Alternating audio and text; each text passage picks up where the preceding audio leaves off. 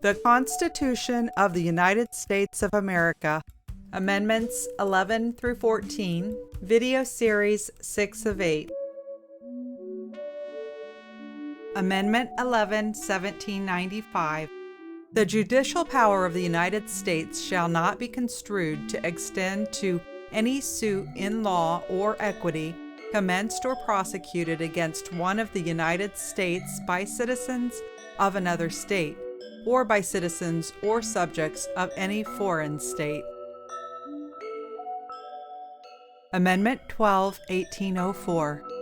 The electors shall meet in their respective states and vote by ballot for president and vice president, one of whom at least shall not be an inhabitant of the same state with themselves. They shall name in their ballots the person voted for as president, and in distinct ballots the person voted for as vice president, and they shall make distinct lists of all persons voted for as president, and of all persons voted for as vice president, and of the number of votes for each. Which lists they shall sign and certify and transmit sealed to the seat of the government of the United States, directed to the President of the Senate. The President of the Senate shall, in the presence of the Senate and House of Representatives, open all the certificates, and the votes shall then be counted. The person having the greatest number of votes for president shall be the president, if such number be a majority of the whole number of electors appointed, and if no person have such majority, then from the persons having the highest numbers, not exceeding 3 on the list of those voted for as president, the House of Representatives shall choose immediately by ballot the president. But in choosing the president, the votes shall be taken by states, the representation from each state having one vote. A quorum for this purpose shall consist of a member or members from 2/3 of the states, and a majority of all the states shall be necessary to a choice. And if the House of Representatives shall not choose a president, whenever the right of choice shall devolve upon them, before the 4th day of March next following, then the vice president shall act as president, as in the case of the death or other constitutional disability of the president.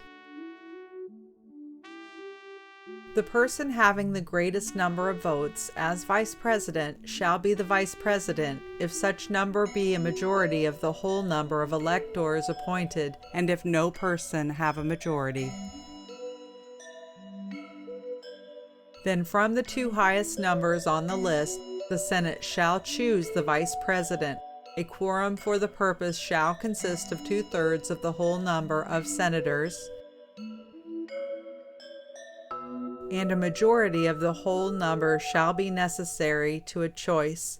But no person constitutionally ineligible to the office of president shall be eligible to that of vice president of the United States. Amendment 13, 1865, Section 1. Neither slavery nor involuntary servitude, except as a punishment for crime whereof the parties shall have been duly convicted, shall exist within the United States or any place subject to their jurisdiction. Amendment 13, 1865, Section 2. Congress shall have power to enforce this article by appropriate legislation. Amendment 14, 1868, Section 1. All persons born or naturalized in the United States and subject to the jurisdiction thereof are citizens of the United States and of the state wherein they reside. No state shall make or enforce any law which shall abridge the privileges or immunities of citizens of the United States. Nor shall any state deprive any person of life, liberty, or property without due process of law, nor deny to any person within its jurisdiction the equal protection of the laws. Amendment 14, 1868, Section 2. Representatives shall be apportioned among the several states according to their respective numbers, counting the whole number of persons in each state, excluding Indians not taxed. But when the right to vote at any election for the choice of electors for President and Vice President of the United States, representatives in Congress, the executive and judicial officers of a state, or the members of the legislature thereof, is denied to any of the male inhabitants of such state, being 21 years of age and citizens of the United States, or in any way abridged, except for participation in rebellion or other crime, the basis of representation therein shall be reduced in the proportion which the number of such male citizens shall bear to the whole number of male citizens 21 years of age in such state. Amendment 14, 1868, Section 3. No person shall be a senator or representative in Congress or elector of president and vice president or hold any office, civil or military, under the United States or under any state who, having previously taken an oath as a member of Congress or as an officer of the United States or as a member of any state legislature, or as an executive or judicial officer of any state, to support the Constitution of the United States, shall have engaged in insurrection or rebellion against the same, or given aid or comfort to the enemies thereof. But Congress may, by a vote of 2/3 of each house, remove such disability. Amendment 14, 1868, Section 4. The validity of the public debt of the United States, authorized by law, including debts incurred for payment of pensions and bounties for services in suppressing insurrection or rebellion, shall not be questioned.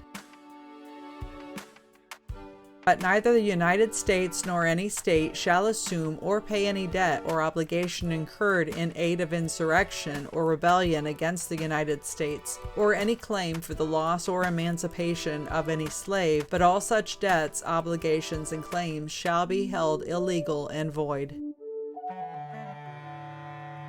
Amendment 14, 1868, Section 5.